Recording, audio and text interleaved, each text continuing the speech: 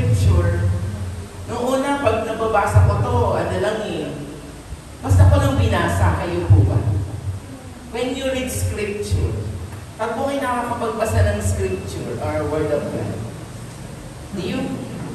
binibigyan niyo po ba ito ng mahabang atensyon? Or pinaglalaanan niyo po ba, pinagbubusan niyo po ba ng maraming oras para maintindihan niyo ang scripture? I don't think so, no. Kasi ganyan po ako before. Binasa ko lang, and then, sabi ko, Lord, pinakahawakan ko na lang na ito po ang pangako mo. Pero this scripture taught me one thing in my life, that the most important is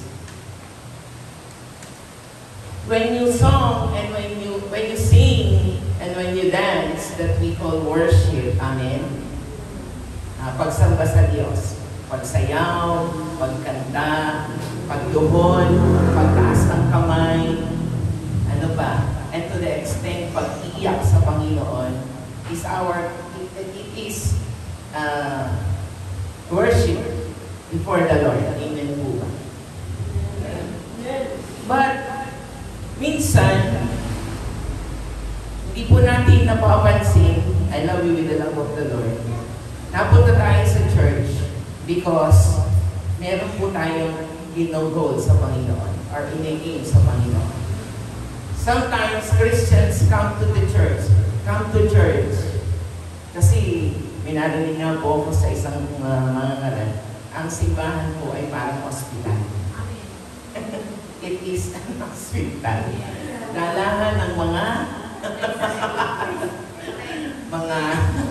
may problema, may dugo sa puso. Amen? Aminin naman po natin, totoo naman Amen po ba? We come to church because ang goal natin, masagot ng Diyos ang ating panalangin. Tama. Tama naman. Pumunta po tayo dito para masolusyonan ang problema natin. Amen? Minsan nga pumunta tayo dito sa church para gumaan ang ating damdamin o gumaan ang ating pakiramdam. Ang nangyayari, sumbong tayo ng sumbong sa Panginoon. Tama. Kaya lang minsan lang tayo napunta dito, nagsusumbong lang tayo sa life Tama po ba ako? Kaya lang tayo pumunta, hindi naman po, I love you with the love of the Lord. Kasi ganun din po ako Before, kaya po ako napunta po sa church, ginagawa ko po itong reliever. Kaya lang po minsan ako napunta sa church because I'm heartbroken. Nalapit ka because hindi ka naman pwede makalapit sa bahay. Kasi sa bahay madaming distraction. Kaya lagi kang excited pag Sunday. Pag pupunta dito, ito naman, linggo na naman. Sabi nga nila sa Catholic, diba? Magbabawas na ng kasalanan yan. Tama? Ganun din naman mga Kristiyano, tama po ba? Kahit mga believer, diba? Pag napunta dito, nagbabawas ng kasalanan. Tama po ba? Nagsusumpong sa Lord. Tama naman po, wala namang problema doon. Kaya nga po tayo nalapit sa Diyos Kaya lang, most of the time, tayo laging nabibigyan ng attention ng Lord. Tama po ba? Laging, sabi ni Paul, laging tayo ang bida. Kahit tayo na yung napunta dito po Sunday, kawawa naman si Lord kasi nagiging sumbungan. Ilan tayo po dito? 2, 4, 6, 8. 10, 12, 14, 16, 18, 20. Di ba? Pag tayo nagsabay-sabay nagsumbong sa Panginoon, isa niyo po ba napapansin? Hindi po ba niya tatanong na, narinig po ba ako ni Lord? Ang dami natin Pero ang pangako po ng Lord, ang pangako po ng Lord is too much. Amen? And He promised, ang Diyos natin sinasamba ay di natutulog, nor slumber, nor sleep. Tama? Ano po slumber? Di ba? So sabi ko, kaya sabi ni Paul, I appeal to you therefore. So when I think of song, sing, and dance in the Lord, Kala ko yun na yung pinaka-worship ko sa Lord. Di ba? Tama naman po yun. Wala pong mali doon na mga kapatid. I love you. Wala pong mali doon. Pero sometimes, meron po tayong nane-neglect. Meron po tayong nane-neglect sa buhay ng mga anak ng Diyos. Na ngayon ko lang din po napagtuunan to ng attention or napagtuunan ng oras na kung merong sing and dance, may mga pagkakataon na tayo kumakanta, umahon, lumulundag, tumataas ang kamay, lumulukot, umiiyak. That is yung ating corporate worship. Alam niyo po, nalilimutan natin sa buhay ng mga anak ng Diyos. Yan. Sabi po doon, to present your bodies as a living sacrifice, holy and acceptable to God. Ano ba yung huli? Which is your spiritual worship. Meron po palang tinatawag na spiritual worship. Gets po ba ako? Gets niyo po ako? Kala ko pag nag-worship lang, kantahan lang eh. Sayawan lang, naasa lang ng kamay, lundagan tayo, iyakan tayo. Pero, meron pa po palang mas malalim pa na paalala ni Pablo, lalo tigit sa ating pong mga tunay na mananampalataya at anak ng Diyos. Amen po ba? So, our spiritual worship will begin in number one. Number one, to present your bodies as a living sacrifice.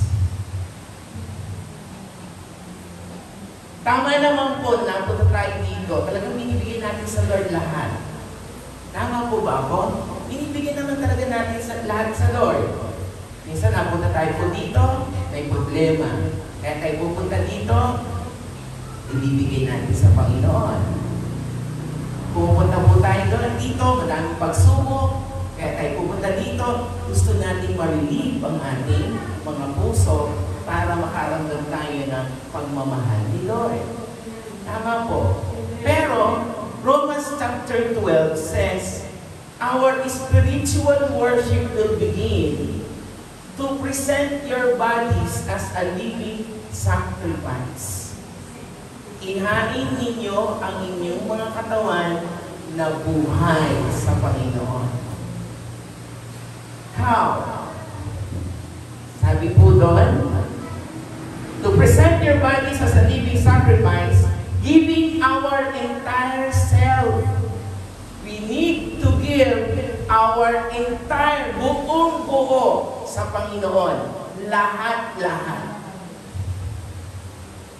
Malamang po, ang mga anak ng Diyos hindi nakakaramdam ng presence ni God because hindi pa truly surrendered to God. Marami pa po tayong mga reservation sa Lord.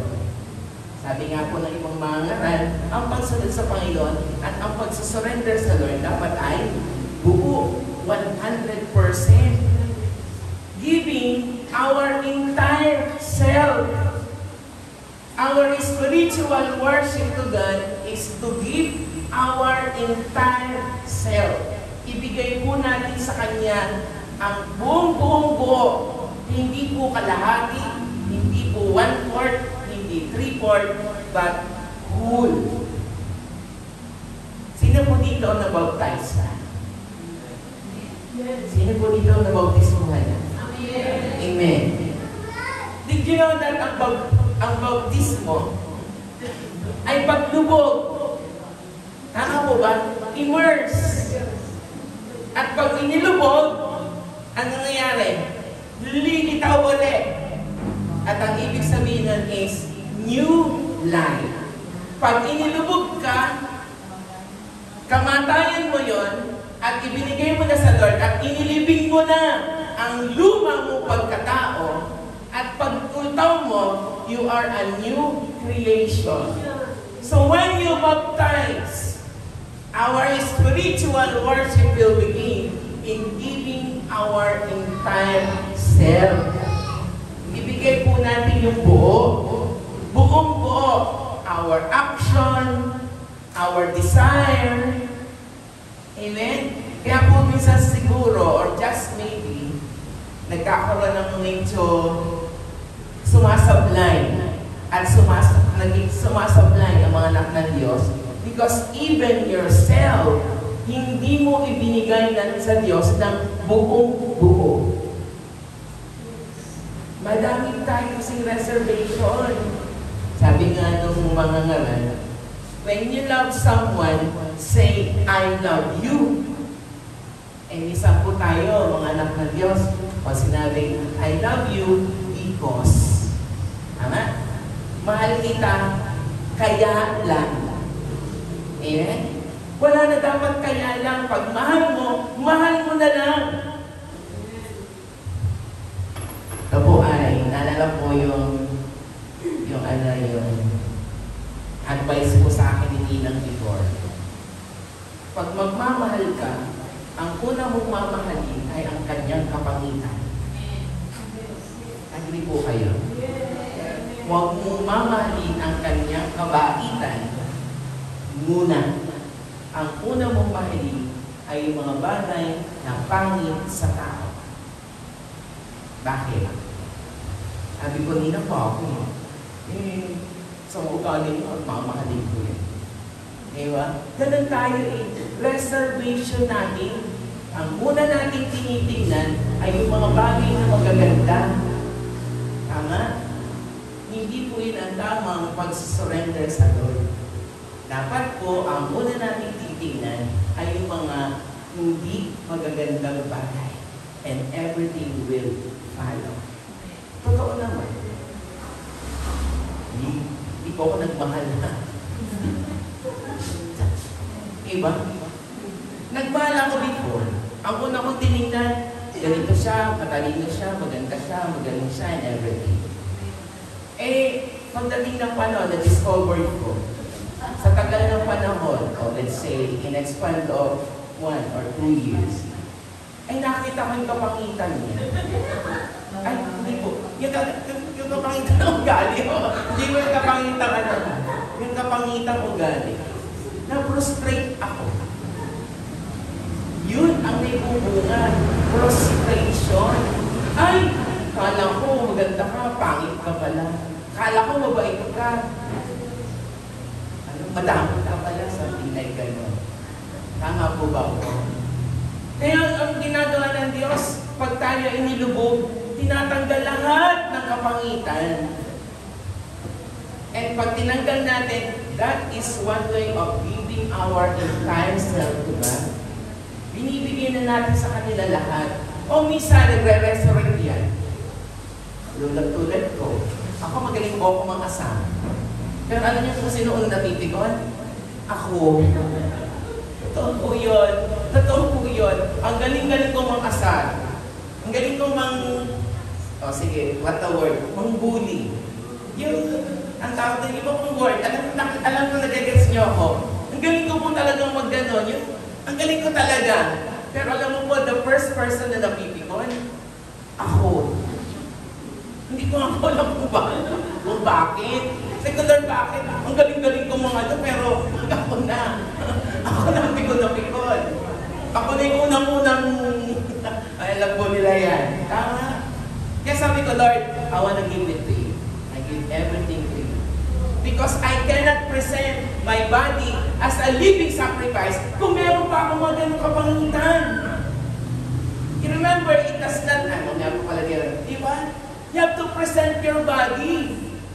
Pag pinresent niyo po yung body, walang, walang blood. Remember po nung unang panahon, sa Old Testament, pag po nagkakasala sina Moses, sina Abraham, si Jacob, name it, sina Samuel, sina David, sina Saul, lahat po ng mighty men of God sa Old Testament, pag po sila nagkakasala, ano po ginagawa nila? Nag-o-offering, nagbaburn, nagsusunod. Tama? Noon yon, nagsusunog pa sila ng pinakamagandang tupa, pinakamagandang, ano ba? Baka? Whatever. Diba? Yun ang ginagawa nila noong unang panahon. It is an offering to God. Pero ngayon, wala nang isasacrifice dahil tapos na. Wala na po tayong maisasacrifice because tinubos na po tayo lahat. Wala na po tayong isasacrifice. Alam niyo po, bibigyan na lang natin. We need to give ourselves to God as a living sacrifice. Buhay na sacrifice. Hindi po patay. Buhay na buhay. Sabihin niyo po sa iyong kalabi, buhay na buhay. Ang isip ko po, buhay na buhay. Amen po ba? This body must present as a living sacrifice to giving our entire self as our spiritual worship. Paano pa po?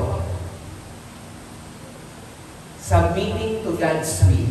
Dito tayo lagi bagsak. Aminin niyo po. Ako po, aamin ako. Aminin man po natin at hindi.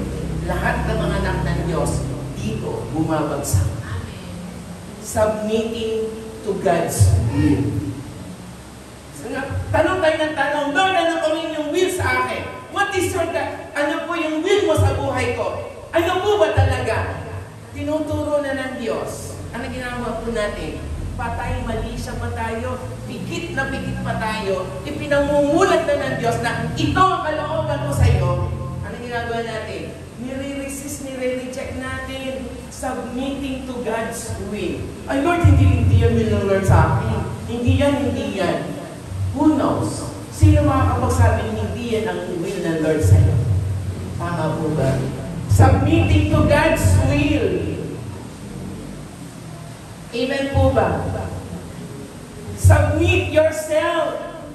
Di ba meron doon sa that you may know what is good and perfect will of God. Paano po natin malalaman ang kalooban ng Diyos, perfect, acceptable, and good, kung hindi po natin gagawin yan? Amen po ba? To present your body as a living sacrifice, you must submit yourself to God's will. Pag sinabi nila na, ay, ikaw ang will ko anak sa iyo, ano ginagawa po natin?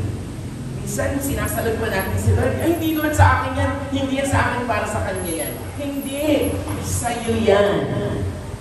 Amen. So whatever happened into your life, it is God's will. Huwag niyo pong i-resist, huwag niyo pong i-reject. May isang araw po, sa tutorial ko po, medyo hindi naman po kami nagkaroon ng argument. Kasi pinagpipilitan ko po na ito. Because I am confident na ito po yun yung solution. So, after 2 days, hindi naman po iniano ka sarili ko, sabi po ni Mama Janet, ay tutor, tama ka nga. Because I know, pinag-pray ko yun eh.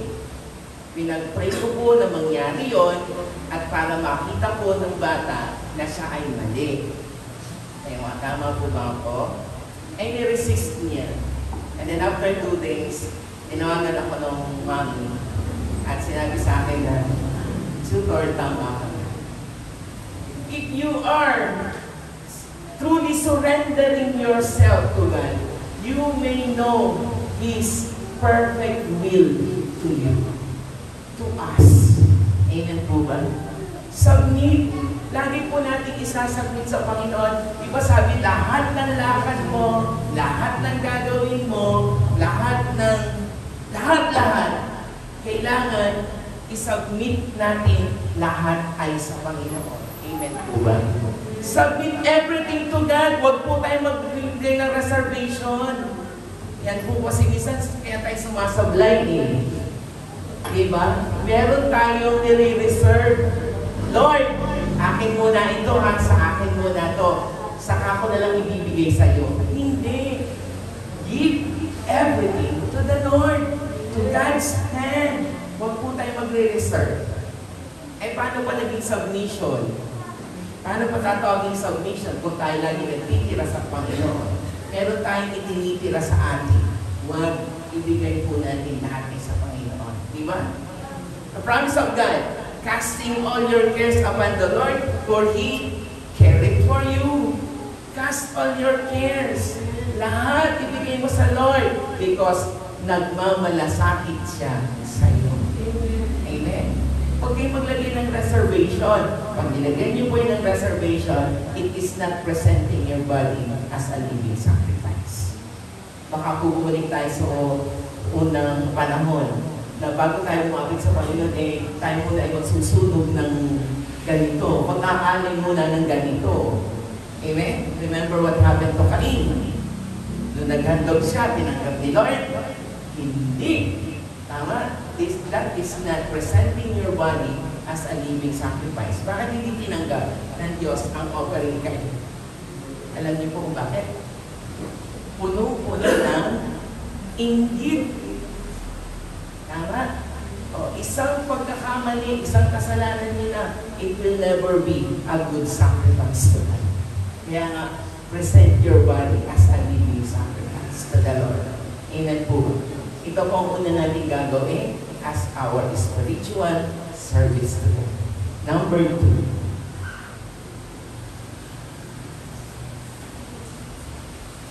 Holy. Diba sabi doon? Present your body as a living sacrifice and holy. Alam niyo po nung unang panahon, hindi ko po maintindihan yung holy ngayon. Yung pagiging banal na yan.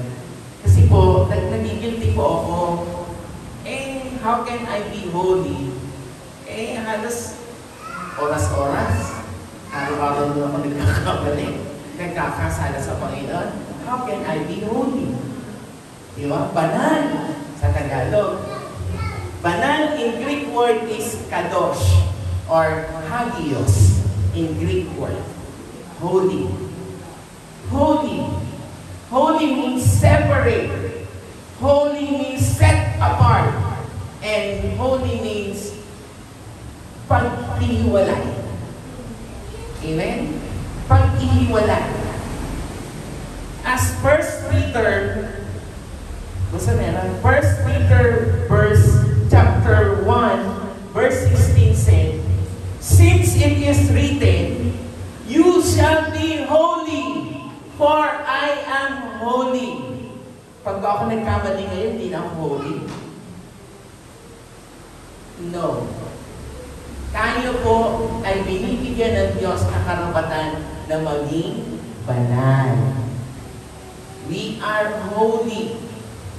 Mahirap po tanong, mahirap po ba maging Kristiyano? Mahirap po maging Kristiyano? Madali ang maging Kristiyano. Alam niyo pong mahirap? Magpaka-Kristiyano. Alam niyo po, noong unang panahon, noong unang panahon, i-mail ko po ito, pag ako galit na, ako piko na. Huhubarin ko pag Kristiyano, magantihan lang kita. Nahuhubad po ba ang magiging Kristiyano? Nahuhubad po ba? No, hindi! Once a Christian, always a Christian. Because you accepted Christ as your personal Savior, na andyan na yan. Amen po ba? But the Lord always remind us to be holy. Aba, hindi naman po yung maglalakad kayo dyan, ipaluhod. O kaya akala mo kung santong-santot, santang-santa ka na. Hindi po. God always reminds us to be holy. At least maintain a level of holiness so that you will become the light and salt of this world. Amen? Tayo ay maging ilaw at asin ng sanlibutan, and that is one way of being holy. Banal. Because the Lord itself encourage us to be holy because God is holy. Banal ang Diyos, kaya kailangan tayo ay maging banal. Amen po ba? Lahat po tayo ay banal. Hindi naman, amen. Lumabas sa ilo niya, ulitin po natin. Lahat po tayo ay banal! Lumakas na. By the grace of God. Di ba sabi nga ni Paul? By the mercies of God. Hindi natin makakaya yan kung hindi o wala ang grace or ano bang mercies of God? Biyaya ng Diyos. Kaya nga kahanin pa ang grace, kahanin pa ang awa ni Lord kung hindi natin kakayanin. Kaya natin yan because may biyaya ang Diyos. Sabihin niyo po, kaya ko ito. Kaya ko. Oo. Kahit minsan, ikaw ay napipikon, huli ka pa din. Kahit ako, minsan napipikon, I try to be holy. Kasi ito po talagang segue lang po. May nabasa po kayo sa Bible na ang mga Kristiyano ay pwedeng magalit. O, totoo po yan. Pwedeng magalit, huwag lang magkakasala. Ang tanong, how? Pag galit ka, talagang ang mukha ko talagang masasabog eh. How can you, paano maiiwasan na galit na galit ka pero hindi ka magkakasala? Tinatanong ko po talaga yung sa Lord kung bakit. Pero nabigyan naman po ako ng isang solusyon. Cover your anger with love. Para hindi ka magkasala, cover your anger with love. Huwag mo na ipakita sa mga kalapit mo, huwag mo na ipakita sa kanila mo na galit ka na. Sa likod pa lang, o pag nakatalikod ka, galit ka, pero pag harap mo, I love you with the love of the Lord. I think that is one word. Kaya minsan pag napipigil ako, hindi na ako narinig, or napunta ko sa isang lugar na wala nakakita sa akin, para doon ko ibinubuhos, at para pagbalik ko, tago na yung kapikunan ko, ang lumalabas sa akin ay, I love you with the love of the Lord. Maybe, just maybe, kahit po mag-asawa, hindi yun nagiging na, pag po kayo papayag na pag kayo matutulog sa gabi, ay magkakalikod. That is anger. Tama? That is anger. Kung maaari, bago kayo matulog, tapusin niyo yung mga tampuhan niyo. Sorry po. Sorry po sa love word na nasa dito. Amen? Diba? Sabi ng Lord, do that. Don't do that. Let the sun goes down upon your wrath. Tama po? Huwag mo nang pasisikatan o palulubugan ng araw ang inyong mga galit. That is one way, siguro mo. Maybe. So bago ako humarap, kasabi ko Lord, sige, pwede pala ako magalit eh. Pero yung galit ko ay masayang galit. Ewan ko, tama siguro nga din yun, ano po. Amen? Holy! Be holy! Tama naman, nagkakasala tayo everyday. Pag ba nagkasala tayo, holy pa rin? Yes naman! Because the glory of the Lord is in us. Alam niyo po, isa lang po ang alam ko. Para tayo po'y manatiling banal. Isang-isa lang. Isang-isa lang. Isang salita lang ang alam ko. And that is repentance. Everyday repent. 70 times 70 equals 490. 490 times tayong magpapatawad or 490 times tayong hihingi ng tawad ay sa Panginoon. Sa isang araw pa lang yun, 490 times. Tama? How do you often? Gano'n po tayo kadalas humingi ng tawad sa Panginoon? Minsan nga, nagkasala tayo ngayon. Ang hingi ng tawad, bukas na. Tama? Huwag na natin pong palawigin. Tama po ba yung word ko? Huwag na natin pahabain. Kaya yun po lagi natin. Repentance lang po talaga ang isang sagot dyan. Diba? 1 John 1:9. If you don't confess your sins, He is just and faithful to forgive us. O pag tayo napatawad, tayo ay mga holy na uli. Amen? Holy na uli. Tapos maya-maya mga, because we never know. Sino mo makapagsabing tayo magkakamali sa isang segundo lang? Maraming paraan po ng pagkakasala sa Diyos. Sa tingin po natin, kaya hindi natin kaya. But by the mercies of God, nakakaya po natin na maging banal sa Kanyang harapan. Amen po ba? 1 Peter 1:16. Since it is written, you shall be holy, for I am holy. Maging banal nga kayo dahil ako na inyong Panginoon ay banal. Number 3. Siguro matutuwa po kayo dahil katapusan na ito. Dito na po ako magtatapos. I want to be more lang. To present your body as a living sacrifice, holy, which is your spiritual worship to God. Number 3 is acceptable to God. Maging po tayo acceptable sa harapan ng Diyos. Our worship, our service, our action must be acceptable to God. Always think, isipin po natin na lahat ng gagawin natin, our worship, our words, our service, our action must be acceptable to God. Acceptable. Maging katanggap-tanggap sa harapan ng Diyos. This worship must come from a genuine heart. To be acceptable to God is to have a genuine heart. Genuine heart. Totoong heart, hindi pusong bato, hindi pusong bato, kundi pusong laman. Na yan ang pinanalangin ni David. Si David po ba yun? Correct me if I'm wrong. Bigyan mo ako ng pusong laman, huwag pusong bato. Amen? In Old Testament, meron po isang pangyayari na mismong seed. Ito po ay happen sa buhay ni Samuel at ni King Saul.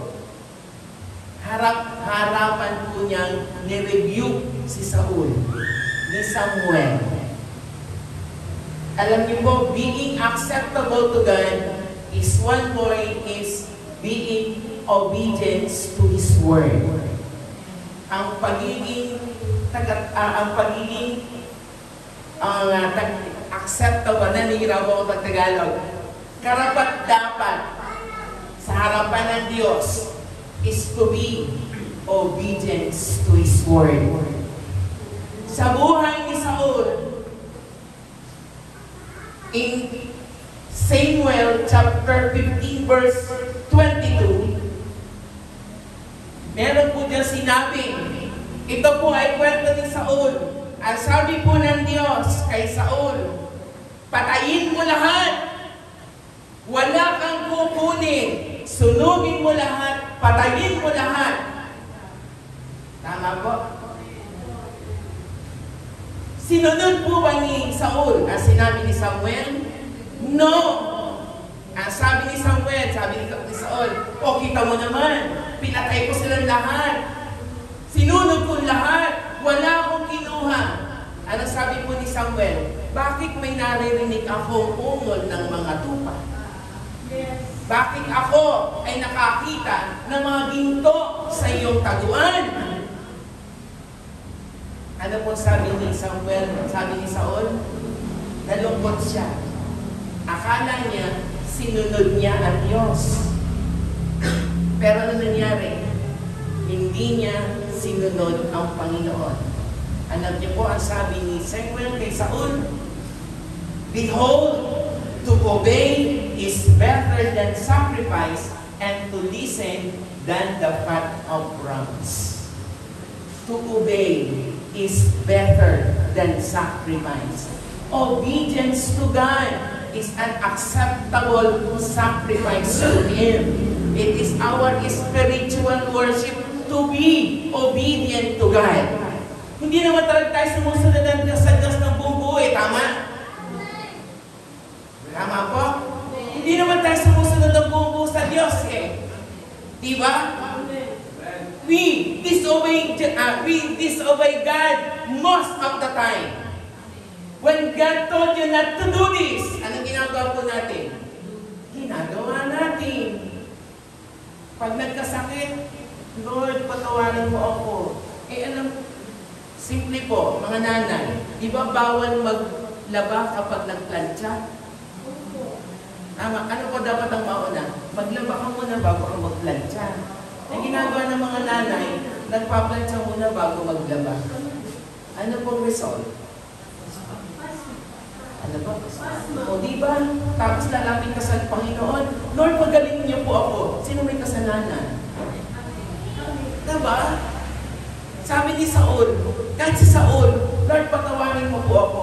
Pero nirebuke siya ni Samuel. Hindi mo ako sinunod. You disobey me. Sabi ko, patayin mo lahat. Diba, pag tayo sumunod sa Diyos, pinatay natin ang lahat. Lahat sa atin. Amen. O, di ba? Ano ka amen? Pinatay po natin ang lahat ng mga bagay na hindi karapat-dapat sa Panginoon. Tama. Idolatry. Nako, bagsak tayo dito pagdating sa mga idols. Akala niyo mga idols na kayo mga mapugun-pugon? Hindi. Marami kayo na-idol sa sarili niyo. Even yourself can make your idols. Magaling ako, kita mo naman. Maganda ako, kita mo naman. Diba? O, di ba? Puro di ba? That is your idol. But the Lord instructed Saul, patayin mo lahat, wala kang kukunin, sunugin mo lahat. Pinatay nila po ba ang mga dapat patayin sa inyong buhay? Because you love the Lord. O, diba? Hindi pa ano. Kahit naman po ako eh. Hindi natin patayin. Patayin po natin. Sunugin po natin yung mga bagay na hindi karapat-dapat sa Panginoon. Amen? Sunugin na natin. Huwag tayo magtira. Amen? Patayin. At huwag tayo pupuha ng mga bagay na makakapaglayo sa atin sa presence ni God. Oh, amen po ba? To obey. Ano sabi po ni Samuel kay Saul? To obey is better than sacrifice. So, to be acceptable to God, let us be obedient to His word. Yan lang po yun. Simple lang po. To obey. Amen po ba? To obey. Sunod po tayo. True worship and devotion is following God's instruction. Ang totoong pagsamba, ang totoong pagsunod sa Diyos is ang pagsunod sa mga pagbagay na pinagagawa ng Diyos sa atin. Following God's instruction. Minsan tayo mga anak ng Diyos. Simpleng pagtaas na ng kamay. Sige anak, taas mo kamay mo. Hindi pa tayo nataas minsan. Amen? Did you know that ang pagtaas ng kamay is pag-surrender sa Panginoon? And that is why. Amen po ba? How can I be acceptable to God? To be obedient to His word. Amen? So, balik po tayo sa Romans. Sacrifice is nothing without being obedience to His word. Ang pagsunod ay mas mahalaga kaysa sakripisyo. Amen po ba? Romans chapter 12 verse 1, sabi po ni Paul, I appeal to you therefore, brothers, by the mercies of God, to present your bodies as a living sacrifice, holy and acceptable to God, which is your spiritual worship. Tayo ito may lahat.